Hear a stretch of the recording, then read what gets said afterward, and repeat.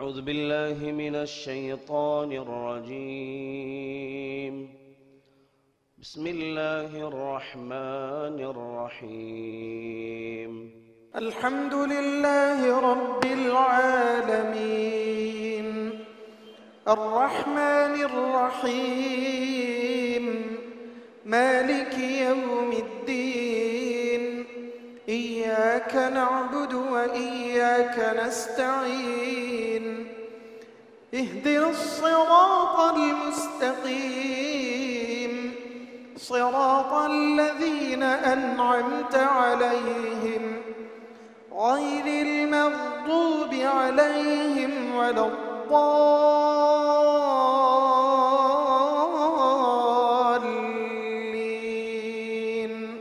آمين.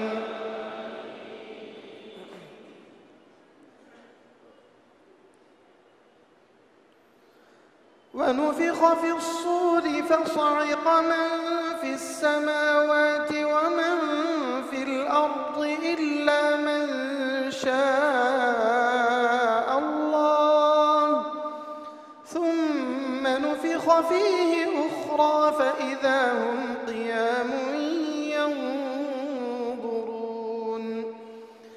وأشرقت الأرض بنور ربها ووضع الكتاب وجيء بالنبيين والشهداء وقضي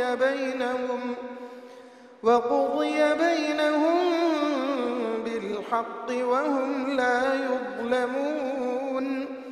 ووفيت كل نفس ما عملت وهو أعلم بما يفعلون. وسيق الذين كفروا إلى جهنم زمرا حتى إذا جاءوها فتحت أبوابها وقال لهم خزنتها ألم يأتكم رسل منكم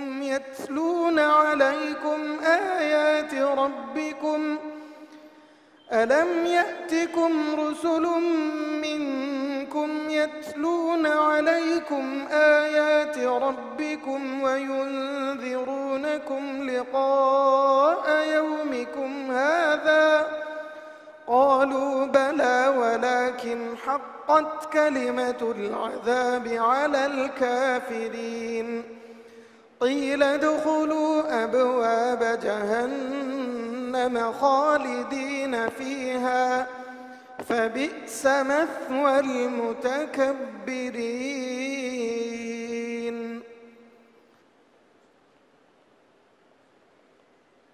اللهم افتح لي أبواب رحمتك. இறைவா, உனது அருள் வாசல்களை எங்களுக்காக திறப்பாயாக. அளவற்ற அருளை புரியும், நிகரற்ற அன்பை பொழியும், ஈடு இணையற்ற ஏக இறைவனின் திருப்பெயரால் தொடங்குகிறோம். புகழ் அனைத்தும் இறைவன் ஒருவனுக்கே. அமைதி, அருள், வளம், நலம் இவை அனைத்தும் இவ்வுலகோர் யாவிரத்தும் வளம் வர இறைவனுக்கு வணக்கம். அஸ்ஸலாமு அலைக்கும் வ ரஹ்மத்துல்லாஹி வ பரக்காத்துஹு.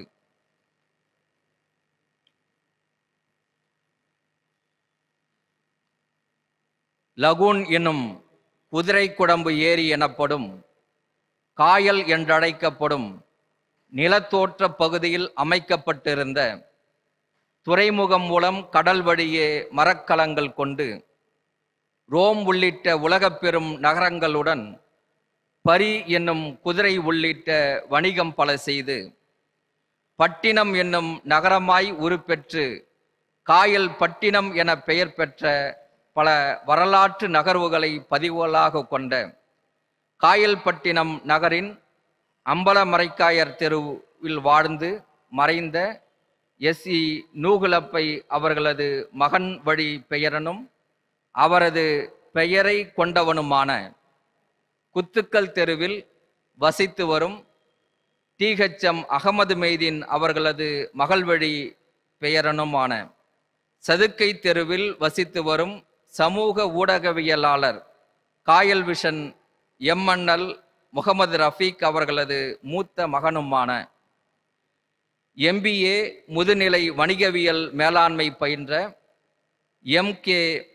MR நூஹு ரிஃபாத் என்கின்ற மணாளனுக்கும், தைக்கா தெருவில் வசித்து மறைந்த MA முகமது இஸ்மாயில் அவர்களது தந்தை வழி பெயர்த்தியும், குறுக்கு தெருவில் வசித்து மறைந்த MK அன்வர் அவர்களது தாய் வழி பெயர்த்தியுமான, தைக்கா தெருவில் வசித்து மறைந்த MA முகமது இஸ்மாயில் அவர்களது மகளுமான, சதுக்கை தெருவில் வசித்து வரும் வலி என்னும் மணமகளின் வாழ்க்கை ஒப்பந்த பொறுப்பாளர் A ஷேக் முஹ்தூம் அவர்களது சகோதரி வழி மருமகளுமான, சதுக்கத் தெருவில் வசித்து வரும் MM முகமது இஸ்மாயில் அவர்களது உடன் பிறந்த சகோதரியுமான, BA இஸ்லாமிக் ஸ்டடீஸ் இளநிலை இஸ்லாமிய கொள்கை கோட்பாட்டு சித்தாந்த இறை தத்துவ வாழ்வியல் நெறிமுறை கருத்தியல் பயின்ற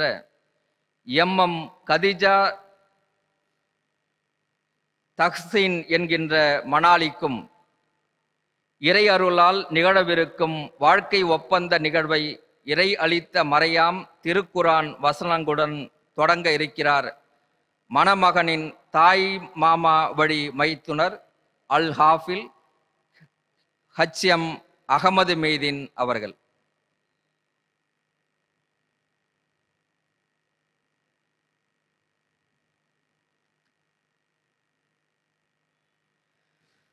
أعوذ بالله من الشيطان الرجيم.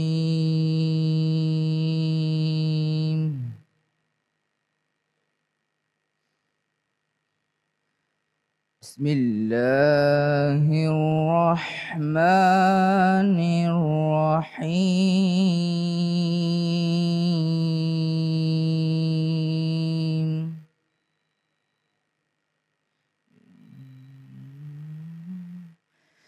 يا أيها الناس اتقوا ربكم الذي خلقكم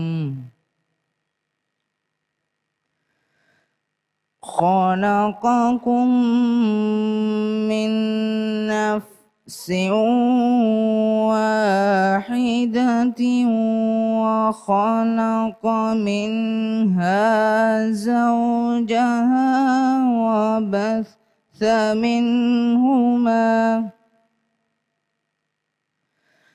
وبث منهما رجالا كثيرا ونساء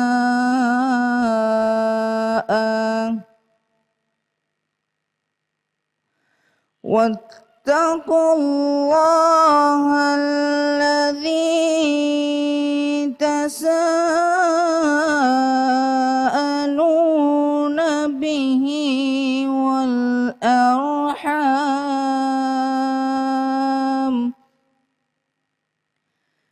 إن الله كان عليكم رقيبا. وآتوا اليتامى أموالهم ولا تتبدلوا الخبيث بالطيب ولا تأكلوا أموالهم إلى أموالكم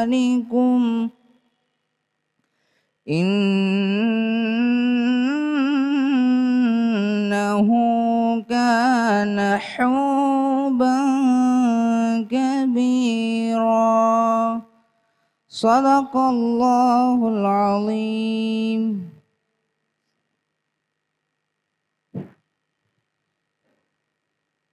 திருக்குரான் வசன மொழியாக்கம் செய்ய வருகிறார்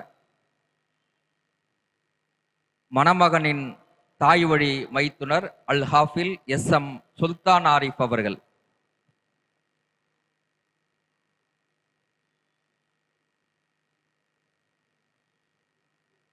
அஸ்ஸலாமு அலைக்கும் வரஹ்மத்துல்லாஹி வபரகாத்துஹு. மனிதர்களே, உங்கள் இறைவனுக்கு பயந்து நடந்து கொள்ளுங்கள்.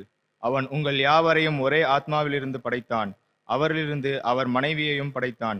பின்னர் இவ்விருவரிலிருந்து அநேக ஆண்களையும் பெண்களையும் வெளிப்படுத்தி உலகில் பரவச் செய்தான். ஆகவே அல்லாஹுக்கே பயந்து நடந்து கொள்ளுங்கள். அவனை கொண்டே நீங்கள் ஒருவருக்கொருவர் தமக்குரிய உரிமைகளை கேட்டுக்கொள்கிறீர்கள். உறவினர்களையும் ஆதரியுங்கள். நிச்சயமாக அல்லாஹ் உங்கள் மீது கண்காணிப்பவனாகவே இருக்கின்றான். நீங்கள் அனாதைகளின் பொருட்களை அவர்களுக்கு வயது வந்தவுடன் குறைவின்றி கொடுத்து விடுங்கள். நல்லதற்கு பதிலாக கெட்டதை மாற்றியும் கொடுத்து விடாதீர்கள். அவர்களுடன் சேர்த்து சாப்பிட்டு விடாதீர்கள். நிச்சயமாக இது பெரும் பாவமாகும். அஸ்ஸலாமு அலைக்கும். மணமக்கள் இருவீட்டார் அழைப்பை ஏற்று மணாளர்கள் இருவரையும் நபி வழியில் வாழ்த்தி இறைவனிடம் இறைஞ்ச வருகை தந்திருக்கும் உற்றார், உறவினர், குடும்பத்தார், சுற்றத்தார், நட்பு வட்டத்தார் என யாவரையும் வரவேற்க வருகிறார் நிகழ்வின் நாயகன், மணமகளின் மணாளன், MBA முதுநிலை வணிக மேலாண்மை பயின்று குடும்ப வாழ்க்கை மேலாண்மையை ஏற்க உள்ள மணமகன் MR நூஹு ரிஃபாத் அவர்கள்.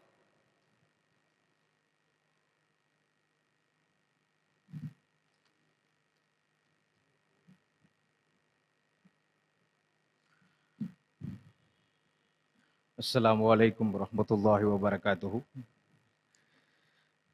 என் வாழ்க்கையின் மிக முக்கியமான நிகழ்வில் என்னுடைய அழைப்பையும் என் குடும்பத்தாரின் அழைப்பையும் ஏற்று நீங்கள் வருகை தந்திருப்பது மகிழ்ச்சி அளிக்கிறது.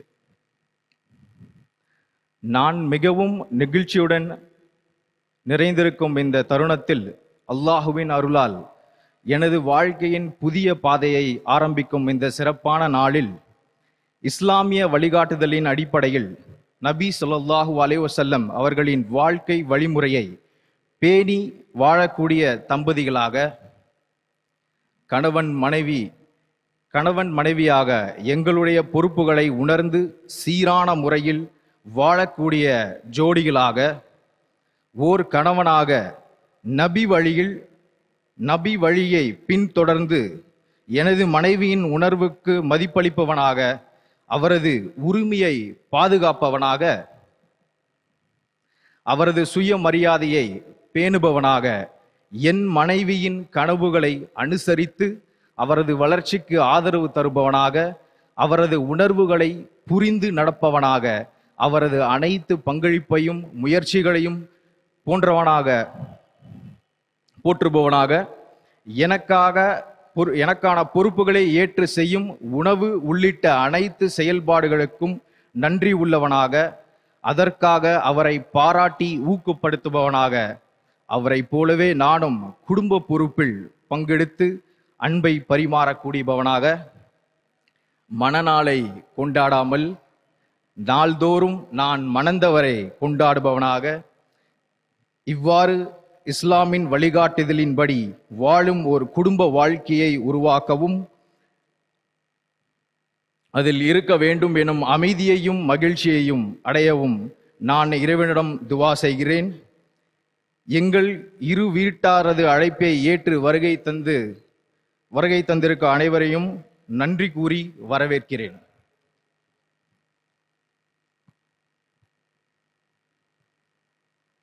வாழ்க்கை ஒப்பந்த நிகழ்வின் பேருரை நிகழ்த்த அல் ஜாமியுல் அஸ்கர் ஜும்மா பள்ளிவாசலின் பேருரையாளர், காயல்பட்டினம் ஆயிஷா சித்திகியா இஸ்லாமிய அரபிக் மகளிர் கல்லூரியினுடைய முதல்வர், தமிழ்நாட்டில் பரவலாக பல்வேறு இடங்களில் இயங்கும் ஆயிஷா சித்திகியா இஸ்லாமிய அரபிக் மகளிர் கல்லூரி குழுமத்தின் மாநில ஒருங்கிணைப்பாளர், கண்காணிப்பாளர், மார்க்க அறிஞர் MI அப்துல் மஜீத் மகளரி அவர்களை பேருரை நிகழ்த்த மாண்புடன் அழைக்கிறோம். அஸ்ஸலாமு அலைக்கும் வரஹ்மத்துல்லாஹி வபரகாத்து. அல்ஹம்துலில்லாஹ் வஸ்ஸலாத்து வஸ்ஸலாமு அலா ரசூலில்லாஹ் وعلى آله وصحابه أجمعين أما بعد فأعوذ بالله من الشيطان الرجيم بسم الله الرحمن الرحيم يا أيها الذين آمنوا اتقوا الله حق تقاته ولا تموتن إلا وأنتم مسلمون رب اشرح لي صدري ويسر لي أمري واحلل عقدة من لساني يفقهوا قولي بفضل الله ورحمته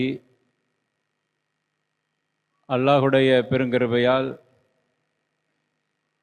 உலகத்திலேயே அல்லாஹ்வுக்கு மிக வகப்பான இடமாகிய இறை இல்லத்தில் இந்த சிறப்பான திருமண நிகழ்வுக்கு வருகை தந்து மணமக்களை வாழ்த்தி துவா செய்ய வந்திருக்கிற பெரியவர்களே, சகோதரர்களே, அன்பர்களே, பள்ளிவாசல், அந்த பள்ளிவாசலுக்கு நாம் வழங்க வேண்டிய ஒரு காணிக்கையாக பள்ளிவாசலுக்குள் நுழைகிற பொழுது 2 ரக்காத்துக்கள் தொழுத பிறகு அமர வேண்டும் என்கிற ஒரு நெறிமுறையை ரசூலுல்லாஹி ஸல்லல்லாஹு அலைஹி வஸல்லம் கற்றுத் தந்திருக்கிறார். அருமையானவர்களே, எந்த பள்ளிவாசலுக்குள் நுழைந்தாலும் இதா தஹல அஹதுக்கும் ஃபில் மஸ்ஜிதி யுஸல்லி ரக்அத்தைனி கப்ல அன் தஜ்லிஸ, நீங்கள் பள்ளிவாசலுக்குள் நுழைந்து விட்டால் 2 ரக்அத்துக்கள் தொழாமல் அமர வேண்டாம் என்று ரசூலுல்லாஹி ஸல்லல்லாஹு அலைஹி வஸல்லம் அவர்கள் குறிப்பிட்டார். இது பள்ளிவாசலுக்கு நாம் செலுத்த வேண்டிய காணிக்கை.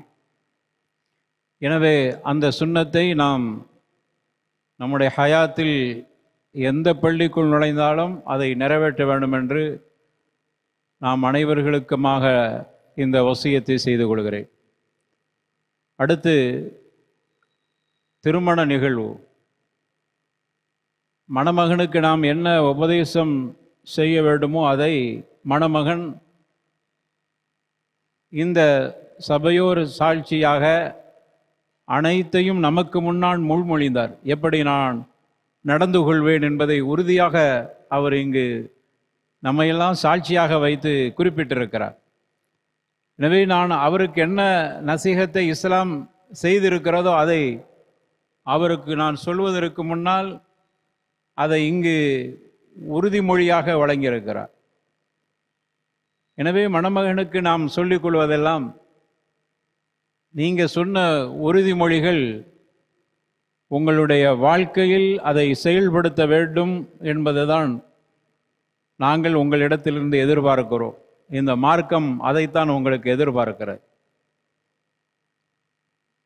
திருமணம் என்பது ஒரு நம்முடைய இன்பத்தை பரிமாறிக்கொள்வதற்கான ஒரு வழி என்பது மட்டுமல்ல. வபஸ்ஸ மின்ஹுமா ரிஜாலன் கஸீரன் வ நிஸா, அல்லாஹ் ரப்பல் ஆலமீன் தனது திருமறையில் திருமணத்தினுடைய தத்துவத்தை சொல்கிற பொழுது அதிகமான பிள்ளைகள், குடும்ப பாரம்பரியங்கள் உருவாவதற்கு, இந்த சமூகத்தில் அவைகள் நடைபெறுவதற்குத்தான் திருமணம். எனவே குடும்பங்கள் பெருகுவதற்குண்டான ஒரு வழியாக திருமணம் இருக்கிறது. அப்படியான திருமணத்தை நாம் முடிக்கிற பொழுது குடும்பம் பெருக வேண்டுமானால் குடும்ப உறவு ரொம்ப முக்கியமானது. அதிலும் குறிப்பாக கணவன் மனைவி உறவு என்பது மிக பிரதானமானது. அது ஒரு சவாலாக இருக்கிறது. ஒரு நல்ல மனிதர், எனவே அவருடைய குடும்ப வாழ்க்கை நல்லா அமைந்து விட்டது என்று சொல்ல முடியாது. அந்த மனிதனை சார்ந்து இல்லை, அவர் குடும்ப வாழ்க்கையில் ஈடுபட்டு வருகிற பிரச்சனைகளை எப்படி அணுகுகிறார், இதுதான் குடும்ப வாழ்க்கையினுடைய முக்கிய அம்சமாக இருக்கிறது. எல்லா பிரச்சனையும் இருக்கும் குடும்ப வாழ்க்கையில். எல்லாத்தையும் நாம் எப்படி ஏற்றுக்கொள்ளப் போகிறோம், அதை எப்படி தீர்க்கப் போகிறோம், எப்படி சரி செய்ய போகிறோம். பல நேரங்களில் உண்மையிலேயே நம்ம பக்கம் நியாயங்கள் அதிகம் இருக்கும், மனைவியின் பக்கம் நிறைய குற்றங்கள் இருக்கும், மனைவியின் பக்கம் அநீதம் நிறைய இருக்கலாம். இங்க நியாயம் அநீதம் என்பதை அங்க அளவிட்டு முடிவு செய்வதல்ல குடும்ப வாழ்க்கை என்பது.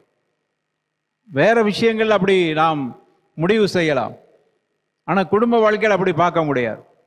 நான் மிக சரியாக இருக்கிறேன், என் மனைவி சரியாக இல்லை, இதுதான் அளவுகோல் என்று சொன்னால் பல பேர் குடும்ப வாழ்க்கையை பிரிந்து தான் வாழ வேண்டும். அதான் அது சாத்தியமில்லாத ஒன்று என்பதை நபிகள் நாயகம் ஸல்லல்லாஹு அலைஹி வஸல்லம் அழகாக குறிப்பிடுறாங்க. இஸ்தௌசு பின்னிசாஇ கைரா, இந்த ஒரு வார்த்தை அந்த அர்த்தம்லாம் உள்ள இருக்கு. நீங்க உங்களுடைய மனைவியிடத்தில் நல்ல விதமாக நடந்து கொள்ள வேண்டும் என்று நான் உங்களுக்கு வசியத்து செய்கிறேன். ரசூலுல்லாஹி ஸல்லல்லாஹு அலைஹி வஸல்லம் அவர்கள் குறிப்பிட்ட வார்த்தை. அதே போன்று குலிகத்து மின் தில், மனைவி என்று சொல்லக்கூடியவள் கோணலாக படைக்கப்பட்டிருக்கிறாள். அவளுடைய ஹகீகத் அதுதான், அதான் யதார்த்தம். இதையெல்லாம் ஆண்கள் உணர்ந்து கொள்ள வேண்டும். ஏன் இதையெல்லாம் சொல்லப்படுகிறது? அவளை அசிங்கப்படுத்த, அவள் படைப்பால் இழிவானவள் என்பதை புரிவதற்காக வேண்டி சொல்லப்படவில்லை. அப்படி அல்லாஹ் ஒரு காலம் சொல்ல மாட்டான். அப்ப அல்லாஹ்வுடைய தூதர் ஸல்லல்லாஹு அலைஹி வஸல்லம் இப்படி சொல்றதுக்கு என்ன காரணம் என்றால், அவளிடத்தில் நீங்க நீதமா அநீதமா என்கிற அளவுகோலெல்லாம் வைக்கவே முடியாது, வைக்கக்கூடாது. அதனால தான் சகிப்புத்தன்மை என்று வந்துட்டாலே அங்க நீதம் இல்லைன்னு அர்த்தம், அங்க அநீதம் இருக்கிறதுன்னு அர்த்தம். அதனால தான் விட்டு கொடுத்தல் வந்துட்டால சரியாக இருந்தால் அதற்கு பேர் விட்டு கொடுத்தல் என்று வராது. குடும்ப வாழ்க்கையில் தான் இருக்க வேண்டும். இதெல்லாம் நம்ம கிட்ட நடைமுறையில் இருந்தால் மட்டும்தான் வாழ்க்கை அழகான முறையில் கொண்டு போக முடியும். இதுக்கு அவர் நல்லவராக இருக்கணும் அப்படிங்கிறது மட்டுமல்ல, இந்த புரிதலோடு இருக்க வேண்டும். அது ரொம்ப முக்கியமானது. இந்த புரிதல் இருந்தால் மட்டும்தான் விட்டு கொடுப்பார். அதுக்கு தான் இஸ்லாம் இதையெல்லாம் உபதேசம் செய்கிறது. ஒரு பெண்ணை பற்றி அழகாக இஸ்லாம் எல்லா வகை எதெல்லாம் சொல்ல வேண்டுமோ அனைத்தையும் சொல்லி முடித்து விட்டார். நபிகள் நாயகம் ஸல்லல்லாஹு அலைஹி வஸல்லம் அவர்கள் ஒரு பெண் எப்படி இருப்பால், அவளுடைய யதார்த்தம் என்ன, அவருடைய பலம் என்ன, பலகீனம் என்ன. இன்னைக்கு உலகத்தில் இருக்கக்கூடியவர்கள் பெரும்பகுதி பெண்ணினம் பேசக்கூடியவர்கள் எல்லாம் பெண்ணுக்கு நிறைய உரிமைகள் பாதிக்கப்படுகிறது என்றெல்லாம் சொல்லி அவர்கள் பெண்ணை முன்னிலைப்படுத்துவார்கள். ஆனால் இஸ்லாம் அப்படிலாம் செய்யல.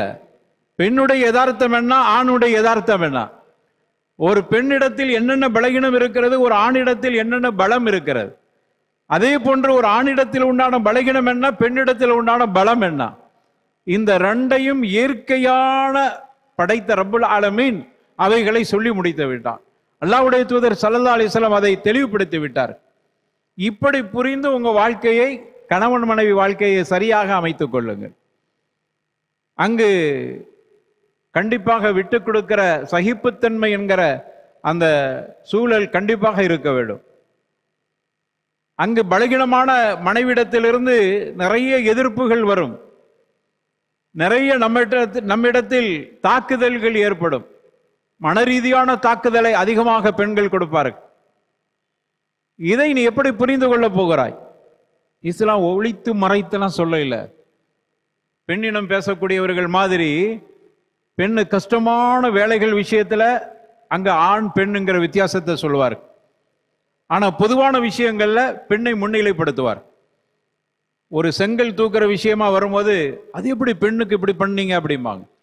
வேற ஏதாவது உரிமைகள் பேசுகிற பொழுது அவள் பெண், அவளை ஏன் இப்படி பேசிவிட்டீர்கள்? இங்க அவர்களுடைய நீதியே சமம் இல்லை பாருங்க. ஆனா இஸ்லாம் அப்படி சொல்ல இல்லை. அப்படி சொல்லாதனால பெண்ணை கேவலப்படுத்தி விட்டதுன்னு அர்த்தம் அல்ல. ஆணுக்கு நிறைய உபதேசம் செய்திருக்கிறது. நீ விட்டு கொடுத்து போக வேண்டும், நீ அதுல சகிப்புத்தன்மையோடு நடக்க வேண்டும். அல்லாஹ் சொல்றான், நீங்கள் உங்களுடைய மனைவிடத்தில் நல்ல முறையில் நடந்து கொள்ள வேண்டும். இங்க கட்டளை எல்லாம் ஆண்களை பார்த்து தான் குறிக்கிறது. ஏன்னா அவள் பலகீனமானவள், அவள்கிட்ட நீ என்னத்தை எதிர்பார்க்க போகிறாய்? அங்க நீ சரியாக இருக்க வேண்டும். நானும் அவளும் சரியா, நான் எப்படி இருக்கேன் அதே மாதிரி இருக்கணும் அப்படிங்கிறதே சாத்தியம் இல்லை. நீதினா தானே, நான் எப்படி இருக்கிறோம் அதே மாதிரிதான் இன்னொருத்தர் இருக்கணும் என்பதுதான் நீதி. ஆனா இந்த நீதி அங்க வைப்பது அநீதி. இஸ்லாம் சொல்கிறது, அவளிடத்தில் பலகீனம் இருக்கிறது, ஆண்களாகி நீங்கள் விட்டு கொடுங்க, நீங்க சகிப்புத்தன்மையோடு நடங்க. இதை புரிந்து கொண்டால் மட்டும்தான் குடும்ப வாழ்க்கை இனிமையாக சுகமானதாக இருக்கும். அதிலிருந்து தான் நாம் குழந்தை பெற்றெடுக்க வேண்டியிருக்கிறது. அதையோடு தான் நாம் நம்முடைய சந்ததிகளை உருவாக்க வேண்டியிருக்கிறது. அதிலிருந்து தான் நாம் நல்ல மனிதன் என்கிற சிறந்த மனிதன் குடும்பத்தில் அவன் எனது கணவர் நல்லவர் என்கிற பெயரை வாங்க வேண்டியிருக்கு. இவ்வளவு வேலை இருக்கிறது. சாதாரணமான விஷயம் அல்ல திருமணம் என்பது. வெறுமன நம்முடைய இனிமையும் இன்பத்தையும் பகிர்ந்து கொள்வதற்கு என்று அப்படியே சுருக்கி பார்க்கிற விஷயம் அல்ல. இவ்வளவு சவால்களை எதிர்கொள்ள வேண்டியிருக்கிறது. இதை யாரெல்லாம் புரியாமல் இருக்கிறார்களோ அவர்களெல்லாம் வாழ்க்கையில் தோத்து போய்விட்டார். அவர்களெல்லாம் வாழ்க்கையில் நஷ்டப்பட்டு விட்டார். எனவே நாம் எத்தனையோ பேர்களுக்கு உபதேசம் செய்ய முடியும். ஆனால் நம்முடைய குடும்பத்திற்கு வந்து விட்டால் நம்முடைய உபதேசங்கள் கூட பல நேரங்களில் அது ஏற்றுக்கொள்ளப்படாது. நம் குடும்பங்களில் மனைவிடத்தில் பெரும்பகுதி நாம் முட்டாளாகத்தான் பார்க்கப்படுவோம். இதையெல்லாம் சகித்துக் கொள்ள வேண்டும் ஒரு ஆள். நான் வெளியில் அறிவாளியாக இருக்கலாம், வெளியில உபதேசம் செய்யக்கூடியவராக இருக்கலாம், வெளியில் நாம் பெரிய பெரிய அறிவாளிகளை உருவாக்குற இடத்தில் இருக்கலாம். ஆனால் வீட்டுக்குள் போய்விட்டால் என்னுடைய மனைவிடத்தில் நான் முட்டாளாக அவளுடைய பார்வையில் பார்க்கப்படுகிறேன். அப்படி பார்க்கிற பொழுதும் கூட நான் எப்படி நடந்து கொள்ள வேண்டும்? இதுதான் இஸ்லாம். இந்த இடத்துல தான் இஸ்லாம் நமக்கு வழிகாட்டுகிறது. அந்த இடத்தில் அவர்களிடத்தில் நான் எப்படி நல்லவனாக நடந்து காட்ட வேண்டும்? இது பெரிய கஷ்டம் தானே. இது நினைக்கிற பொழுது கஷ்டமாகத்தான் இருக்கிறது. இந்த பயங்காட்டுதலை நாம் முன்னிலைப்படுத்துகிற பொழுது இளைஞர்களை பெறும்போது அப்படின்னா திருமணமே தேவையில்லைப்பா அப்படிங்கிற முடிவுக்கு வந்துடுவாங்க. ஆனால் இஸ்லாம் அழகான உபதேசங்களை செய்கிறது. நபிகள் நாயகம் ஸல்லல்லாஹு அலைஹி வஸல்லம் அதை சாதித்து காட்டினார். அதான் உபதேசம் செய்து விட்டு நபிகள் நாயகம் ஸல்லல்லாஹு அலைஹி வஸல்லம் சும்மா இருக்கல, பல திருமணங்களை செய்து நமக்கு சாதித்து காட்டியிருக்கிறார். ஒவ்வொரு மனைவியிடத்தில் இருந்து நமக்கு பாடங்களை அவர்கள் கற்றுத் தந்திருக்கிறார். இந்த மனைவி இப்படி இருப்பாங்க, அவங்கள்ட்ட நபிகள் நாயகம் எப்படி நடந்துகிட்டாங்க. ஆயிஷா இப்படிப்பாங்க ரலியல்லாஹு அன்ஹா வரதாஹா, அவர்கள்ட்ட நபிகள் நாயகம் எப்படி நடந்துகிட்டார். ஹதீஜா ரலியல்லாஹு அன்ஹா இப்படி இருப்பார்கள், அவர்கள்ட்ட எப்படி நடந்துகிட்டார். எனவே ஒரு பன்முகத்தன்மையோடு நபிகள் நாயகம் ஸல்லல்லாஹு அலைஹி வஸல்லம் பல மனைவிகளை திருமணம் செய்து ஒரு பன்முகத்தன்மையை நமக்கு எடுத்து காட்டியிருக்கிறார். இதெல்லாம் படித்துக் கொள்ளுங்கள் பாடத்தை. எப்படி நபிகள் நாயகம் ஸல்லல்லாஹு அலைஹி வஸல்லம் அல்லாஹ்வோடு தொடர்புடையவர்கள், இந்த அரபு தீபகற்பத்தையே ஆளக்கூடிய ஆற்றல் மிக்கவர்கள், அவர்கள் தங்களுடைய மனைவியிடத்திலே எப்படி நடந்து கொண்டார்கள், அங்கும் மனைவிமார்களிடத்திலிருந்து வரக்கூடிய எதிர்ப்புகளை எப்படி சமாளித்தார்கள், இதெல்லாம் பார்க்க வேண்டும். நபிகள் நாயகம் ஸல்லல்லாஹு அலைஹி வஸல்லம் அவர்களுக்கு மனைவிமார்கள்ட்ட இருந்து வந்த எதிர்ப்புகளை எப்படி சமாளித்தார், அவருடைய கடைசி கட்டம் எப்படி இருந்தது. இந்த வாழ்க்கை வரலாறுகளை எல்லாம் நாம் படிக்கிற பொழுதுதான் குடும்ப வாழ்க்கையின் யதார்த்தத்தை புரிந்து கொள்ள முடியும். எனவே இப்படியான புரிதலோட அதையெல்லாம் இங்க மணமகன் ஒப்புவித்தார். எப்படி நான் நடந்து கொள்வேன் என்பதையெல்லாம் குறிப்பிட்டார். எனவே தான் ஒரு ஆணுக்கு சொல்லப்படக்கூடிய கட்டளை, நீங்க உலகத்தில் நல்லவராக இருந்தாலும் உங்களுடைய மனைவிக்கு ஹைருக்கும் லியாஹ்லி, அல்லாஹ்வுடைய தூதர் ஸல்லல்லாஹு அலைஹி வஸல்லம் அதை சொல்றாங்க. உங்களில் சிறந்தவர், உங்களுடைய குடும்பத்தில் சிறந்தவர் என்ற பெயரை வாங்குபவரே உங்களில் சிறந்தவர். அது ரொம்ப கஷ்டங்கிறதுனால தான் நபிகள் நாயகம் ஸல்லல்லாஹு அலைஹி வஸல்லம் சொல்லிட்டு அடுத்து உங்களுக்கு நான் உபதேசம் செய்கிறேன் மட்டும் நீங்க புரிந்து கொள்ளாதீர்கள், நான் அந்த பெயரை வாங்கி விட்டேன். அதான் நமக்கு சவால். அதான் நம்முடைய வாழ்க்கையில முன்னாடி நிற்கக்கூடிய விஷயங்கள். அதை யதார்த்தத்தை புரிந்து வாழுங்கள். அதே போன்று நபிகள் நாயகம் ஸல்லல்லாஹு அலைஹி வஸல்லம் அவர்களுடைய மனைவிமார்கள்ட்ட சஹாபாக்கள் போய் கேட்கிறாங்க, உங்களுடைய கணவர் எப்படி இருப்பார் உங்களுடைய இல்லத்திலே? அவர்கள் திருப்பி கேட்டார்கள், ஹல் தக்ரவுனல் குர்ஆன், நீங்கள் குர்ஆனை ஓதி பார்க்கவில்லையா? குர்ஆன் எதுவோ அதுதான், கான குலுக்குஹு குர்ஆனா. நபிகள் நாயகம் ஸல்லல்லாஹு அலைஹி வஸல்லம் அவருடைய பண்புகள் அனைத்துமே குர்ஆனாகவே இருந்தது. குர்ஆனா நடமாடும் குர்ஆனாக வாழ்ந்து காட்டினார். ரசூலுல்லாஹி ஸல்லல்லாஹு அலைஹி வஸல்லம் அவர்களுடைய சொல் செயல், அவர்கள் நடக்கிற நடவடிக்கைகள், கணவன் மனைவி உறவு அனைத்துமே குர்ஆனுக்கு தப்சீராக வாழ்ந்து காட்டினார்கள் நபிகள் நாயகம் ரசூலுல்லாஹி ஸல்லல்லாஹு அலைஹி வஸல்லம். அந்த வாழ்க்கையை நம்ம படிக்கிற பொழுதுதான் குர்ஆனை நாம் சரியாக புரிந்து கொள்ள முடியும். அந்த வாழ்க்கையை நபிகள் நாயகம் ஸல்லல்லாஹு அலைஹி வஸல்லம் நமக்கு கற்றுத்தந்திருக்கிறார். எனவே நிறைய விட்டு கொடுக்கக்கூடிய விஷயங்கள் எல்லாம் திருமண வாழ்க்கையில் இருக்கிறது. எடுத்தேன் கவிழ்த்தேன் என்கிற முடிவெடுக்கக்கூடிய இடம் அல்ல திருமண வாழ்க்கை என்பது. அதை சரியாக புரியாதவர்கள் வாழ்க்கையில் தோத்து போகிறார்கள். இன்பத்தை கடைசி வரைக்கும் புரியாமலேயே ஏதோ உலகத்துக்காக வேண்டி, ஊருக்காக வேண்டி வாழ்ந்து அப்படியே சென்று விடுகிறார்கள். சிலர் அதிலிருந்து வெளியே வருகிற பொழுது அங்கு பல பிரச்சனைகளை அங்கு சமாளிக்க வேண்டியிருக்கிறது, பல அவதூறுகளை அவர்கள் சுமக்க வேண்டியிருக்கிறது. இதையெல்லாம் கடந்து வாழ்க்கையில் யார் வெற்றி பெறுகிறாரோ அவர்கள்தான் ஆகிரத்திலும் வெற்றி பெற முடியும். எனவே குடும்ப வாழ்க்கை என்பது வெறுமன நம்முடைய இன்பங்களை பகிர்ந்து கொள்வதற்கு மட்டும் இல்லாமல் தக்வா என்கிற இறையச்சத்தை கடைபிடியுங்கள். அருமையான மணமகனுக்கு நான் அதைத்தான் சொல்லிக் கொள்வேன். இறையச்சம், உங்கள் வாழ்க்கையில் இறையச்சம் இருக்கட்டும். அல்லாஹ்வை பயந்து கொள்ளுங்கள். இத்தகுன் நிசா, பெண்களை பயந்து கொள்ளுங்கள் என்று ரசூலுல்லாஹி ஸல்லல்லாஹு அலைஹி வஸல்லம் அவர்கள் சொன்னார்கள். ஏனென்றால் அவர்கள்ட்ட நிறைய அபாயங்களும் ஆபத்துகளும் இருக்கின்றன. எனவே பயந்து கொள்ளுங்கள் பெண்கள் விஷயத்தில். அதே போன்று அவர்கள் பல நேரங்களில் அநீதம் இழைக்கப்படுகிறார்கள், அதையும் இஸ்லாம் ஒத்துக்கொள்கிறது, அதையும் நமக்கு சுட்டி காட்டுகிறது.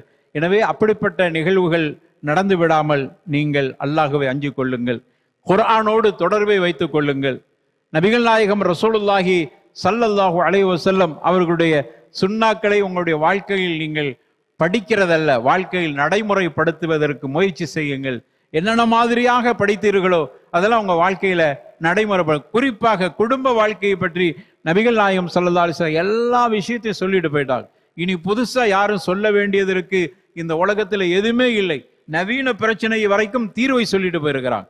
ஒரு மருமகள் தன்னுடைய மாமனார்கிட்ட எப்படி நடக்கணும் என்பதை கூட இஸ்லாம் சொல்லி தந்திருக்கிறது.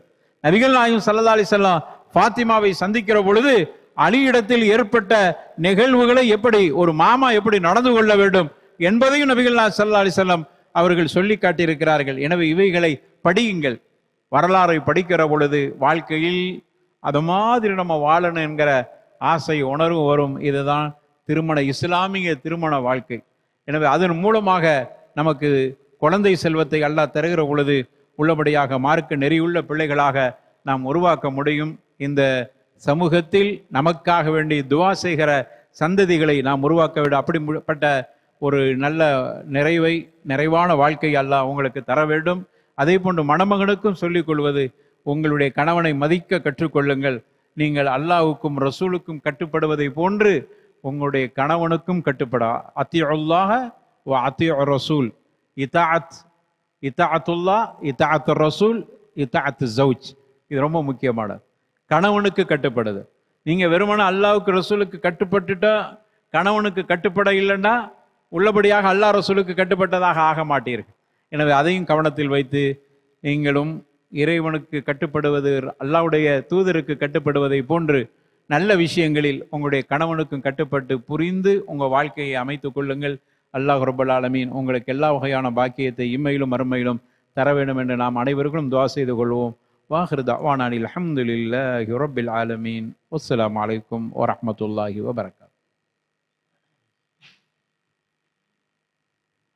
ஈசாப் கபூல் என்னும் வாழ்க்கை ஒப்பந்த நிகழ்வை நபி வழியில் முன்னெடுத்து நிகழ்த்த BA இஸ்லாமிக் ஸ்டடீஸ் இளநிலை இஸ்லாமிய கொள்கை கோட்பாட்டு சித்தாந்த இறை தத்துவ வாழ்வியல் நெறிமுறை கருத்தியல் பயின்ற மணமகள் MM கதிஜா தஹ்சீன் அவர்களது வழி வாழ்க்கை ஒப்பந்த பொறுப்பாளர் மணாலியின் தாய்மாமா A ஷேக் மொஹ்தூம் அவர்களை அன்போடு அழைக்கிறோம்.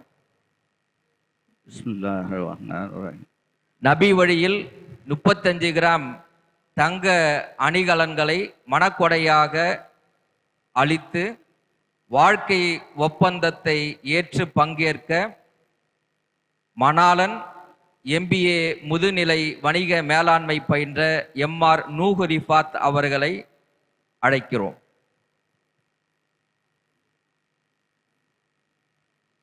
அஸ்ஸலாமு அலைக்கும். எனது மருமகள் கதிஜா தஹ்சீன் தாங்கள் தருவதாக ஒப்புக்கொண்ட 35 கிராம் தங்க நகை மகருக்கு அவளது மனப்பூர்வமான சம்மதத்துடன் இச்சபையோரின் சாட்சியுடன் நான் தங்களுக்கு நிகா செய்து தருகிறேன். இதை மனப்பூர்வமாக ஒப்புக்கொண்டீர்களா? ஆம், சம்மதிக்கிறேன். அல்ஹம்துலில்லாஹ். بارك الله لك وبارك عليك وجمع بينكما في خير. இறைவா, மணமக்கள் இருவருக்கும் அகத்திலும் புறத்திலும் அருள் புரிவாயாக.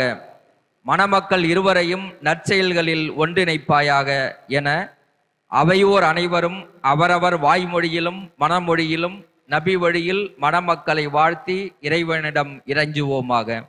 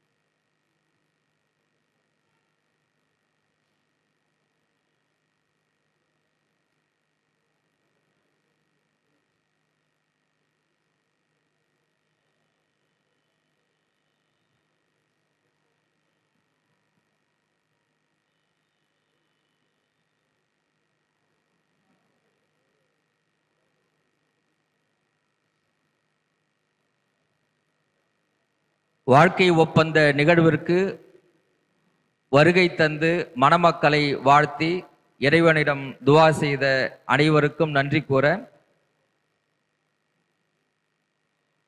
மணமகனின் தந்தை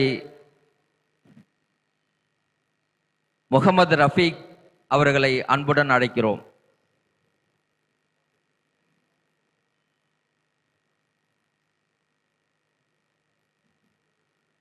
அளவற்ற அருளாளனும் நிகரற்ற அன்புடையவனுமாகிய எல்லாம் வல்ல அல்லாஹுவின் பேரருளால் இந்த மகிழ்ச்சி மிக்க திருமண நிகழ்வை நடத்தி தந்த கண்ணியத்திற்குரிய ஆலிம் பெருந்தகை, மிக அருமையான வாழ்வியலுக்கு தேவையான நபிகள் நாயகம் பெருமானார் ஸல்லல்லாஹு அலைஹி வஸல்லம் அவர்கள் காட்டி தந்த, வலியுறுத்தி சென்ற, வாழ்க்கைக்கு எந்த அத்தாணி தேவையோ அந்த அத்தாணி குறிப்புகளை எல்லாம் முன்கொண்டு வந்து மணமகன் வாழ்க்கை ஒப்பந்தத்தை செய்யக்கூடிய இந்த நிகழ்விலே மக்களுக்கு தெளிவுபடுத்தி, மணமகன் என்றால் இப்படி இருக்க வேண்டும், மாமனார் என்றால் இப்படி இருக்க வேண்டும், மாமியார் என்றால் இப்படி இருக்க வேண்டும் என்ற உறவுகளின் சித்தாந்தங்களை, உறவுகளுடைய அழுத்தத்தை மிக அழகான முறையில் இந்த பயான் மூலம், இந்த அறிவுறுத்தல் மூலம் இச்சபைக்கு அறிய தந்து இந்த மனம் நிகழ்வை நடத்தி சென்ற ஆலிம் பெருந்தகை அப்துல் மஜீத் மஹலரி அவர்களுக்கும்,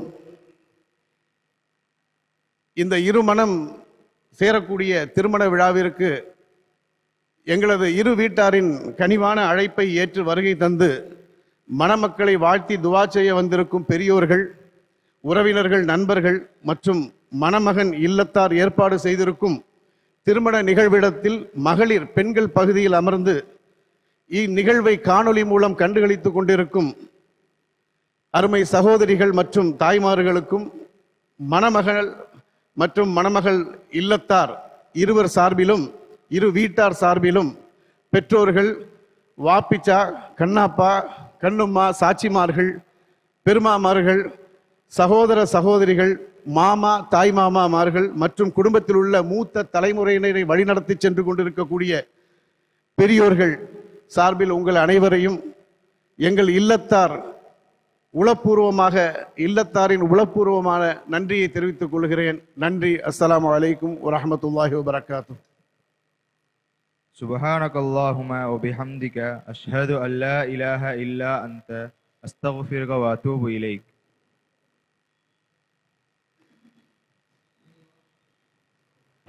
ஹலோ. இறைவா, நீயே தூயவன், நீ மட்டுமே தூயவன், உன்னை மட்டுமே புகழ்கிறேன். வணக்கத்திற்குரியவன் உன்னை தவிர யாரும் இல்லை. உன்னிடம் மட்டுமே பாவ மன்னிப்பு தேடுகிறேன், உன்னிடம் மட்டுமே மீள்கிறேன் என அறியாமல் நிகழ்ந்த சபை பிழைகளை மன்னிக்க, அவரவர் வாய்மொழியிலும் மனமொழியிலும் இறைவனிடம் இறைஞ்சுவோமாக. அல்லாஹும்ம இன்னி அஸ்அலுக மின் ஃபதுலிக. இறைவா, உனது அருளை வேண்டுகிறேன்.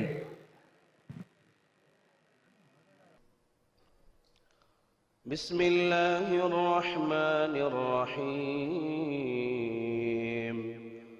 الرحمن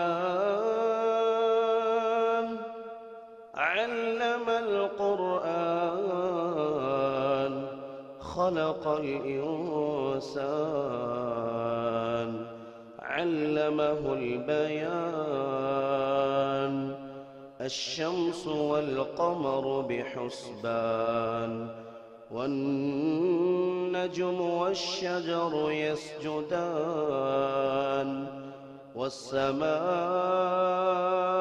رفعها ووضع الميزان ألا تطغوا في الميزان وأقيموا الوزن بالقسط ولا تخسروا الميزان والأرض وضعها للأنام فيها فاكهة والنخل ذات الأكمام والحب ذو العصف والريحان فبأي آلاء ربكما تكذبان خلق الإنسان من صلصال كالفخار وخلق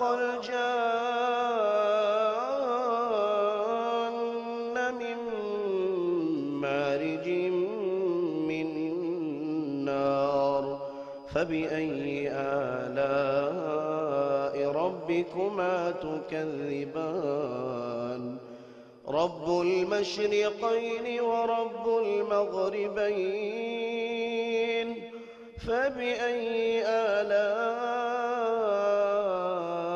آلاء ربكما تكذبان مرج البحرين يلتقيان بينهما برزخ لا يبغيان فبأي آلاء ربكما تكذبان يخرج منهما اللؤلؤ والمرجان فبأي آلاء ربكما تكذبان وله الجوار المنشآت في البحر كالأعلام فبأي آلاء ربكما تكذبان كل من عليها فان كل من عليها فان ويبقى وجه ربك ذو الجلال والإكرام كل من عليها فان ويبقى وجه ربك ذو الجلال والإكرام فبأي آلاء ربكما تكذبان يسأله من في السماوات والأرض كل يوم هو في شأن فبأي آلاء ربكما تكذبان سنفرغ لكم أيها الثقلان فبأي آلاء ربكما تكذبان يا معشر الجن والإنس إن استطعتم أن